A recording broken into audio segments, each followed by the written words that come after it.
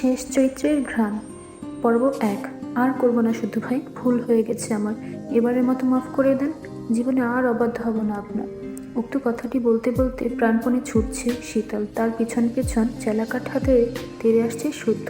ঘামে ভিজে আছে পরনের টি শার্ট, মুখভঙ্গি অত্যন্ত গুরুগম্ভীর, দৃঢ় কপাল ও ঘাড় বেয়ে ঝরে যাচ্ছে চিকন সরু ঘাম। এই মুহূর্তে রাগে দিকশূন্য সে জেদ চেপেছে শীতলকে উচিত শিক্ষা দেওয়ার। সে ঢাকা থেকে বাড়ি এসেছে আজ প্রায় ৩ দিন হলো। ৩ দিনই সে খেয়াল করেছে শীতল কিছু একটা লুকাচ্ছে। কি লুকাচ্ছে সেটা গতকাল রাতে ধরেও ফেলেছে। সেই সঙ্গে নজরে পড়েছে শীতলের পদে পদে উড়নচণ্ডী ভাব, সব কিছুতে গাছাড়া মনোভাব ও লাগাম ছাড়া কথাবার্তা। আর এগুলো সে মোটেও পছন্দ করে না, তাই বরদাস্ত করার প্রশ্নই আসে না। কারণ এই ৩টে বৈশিষ্ট্য বকে যাওয়া প্রধান কারণ। আর তার মতে কারো ভুল শুধরে দেওয়ার পরেও সে যদি বারবার একই ভুল করে, তার পানিশমেন্ট আপনা আপনি ফরজ হয়ে যায়। শীতলেরও তাই হয়েছে। সময় এসেছে শক্ত হাতে তার লাগাম টেনে ধরার। এজন্য আর দেরি করল না। সঠিক মানুষকে সঠিক পন্থায় সঠিক পানিশমেন্ট বুঝিয়ে দিতে চেলাকাঠ হাতে সামনে এগিয়ে গেল। কিছুক্ষণ আগের ঘটনা। তখন সকাল 6:30। ঘুম থেকে উঠে পরিপাটি হয়ে বাগান এসেছে শীতল। পরনে গোলাপি রঙা নতুন 3 পিস, লম্বা কালো চুলগুলো সযত্নে বেনুনি করে সামনে এনে রাখা। মনটা বেশ ফুরফুরে, ঠোঁটে মিষ্টি হাসি, স্নিগ্ধ মুখখানায় অপার মায়া, ডাগর ডাগর নেত্রজোড়ায় আনন্দের রেশ। এত খুশির কারণ নেই, তবুও সে খুশি, কারণ গোমরা মুখে থাকতে ভালো লাগে না তার।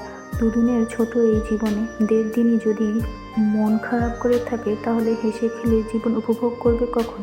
এটাই তো সময় জীবন উপভোগ করার, মুক্ত পাখির ন্যায় স্বাধীন মনে উড়ে উড়ে ঘুরে ঘুরে বেড়ানোর। মনে মনে একথা ভেবে ঠোঁটে হাসি এঁটে আশেপাশে তাকালো। একটু দূরে দারোয়ান কাকা মেইন গেটের সঙ্গে লাগোয়া ছোট ঘরে নাক ডেকে ঘুমাচ্ছে। দলে দলে পাখিরা নিজস্ব স্বরে ডেকে জানিয়ে দিচ্ছে সকালের আগমনী বার্তা।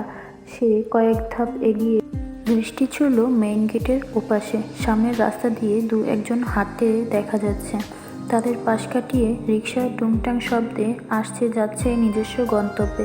গেটের আশেপাশে কাউকে না দেখে দীর্ঘশ্বাস ছাড়ল। কিছুক্ষণ আগে ব্যালকনিতে দাঁড়িয়ে দেখেছে শুদ্ধ ভাই জগিং করতে বের হয়েছে। যদিও ওনার ফিরতে দেরি হয় প্রায় দিনই, তারপরও একটু সতর্ক থাকা ভালো। আর যে কটা দিন থাকবে অবশ্যই চোখ কান খোলা রেখেই চলতে হবে, কারণ এই লোকের শকুনের মতো তীক্ষ্ণ দৃষ্টি, শিয়ালের মতো ধূর্ত বুদ্ধি। সহজে চোখ ফাঁকি দেওয়া যায় না, কিভাবে যেন সব বুঝে যায়। একবার যদি তার উদ্দেশ্যের ব্যাপারে বুঝতে পারে, তাহলে খবর করে ছাড়বে। এসব ভাবনার ছেদ ঘটিয়ে আর না দাঁড়িয়ে নিজের কাজে লেগে পড়ল।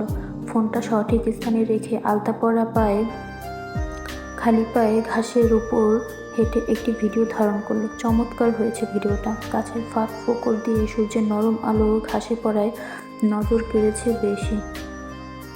তাও একটু এডিট করে একটা হিন্দি গান লাগিয়ে নিলেই হবে। সকালের দিকে রান্নাঘরে তারা থাকায় বাড়ির গৃহিণীরাও বাগানের দিকে আসে না, আর ছোটরা 7টার পরে ঘুম থেকে ওঠে। এই সুযোগে সে বাগানের ফুলের সঙ্গে গাছের সঙ্গে হেলান দিয়ে ঘাসের উপর বসে এক এক পোজে এক এক রকমের ভিডিও নিল।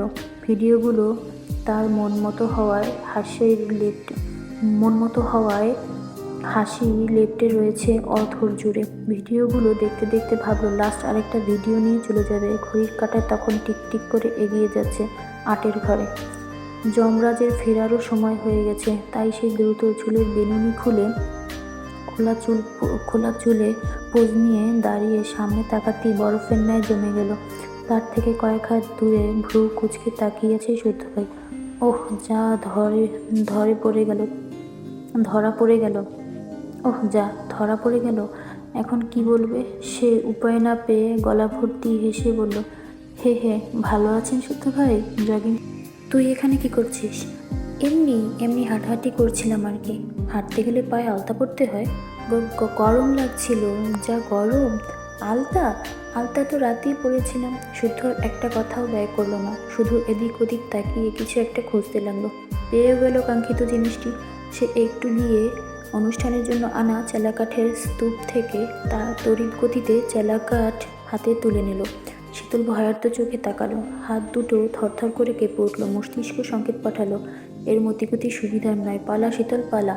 অবস্থা বেগতিকতে বুঝে সে ফোনটা ফেলে প্রাণপণে দৌড়তে শুরু করলো আর মুখে বলতে লাগলো, আমি কিছু করিনি শুদ্ধ ভাই, ছেড়ে দেন, মরে যাব, ওটা দিয়ে মারলো।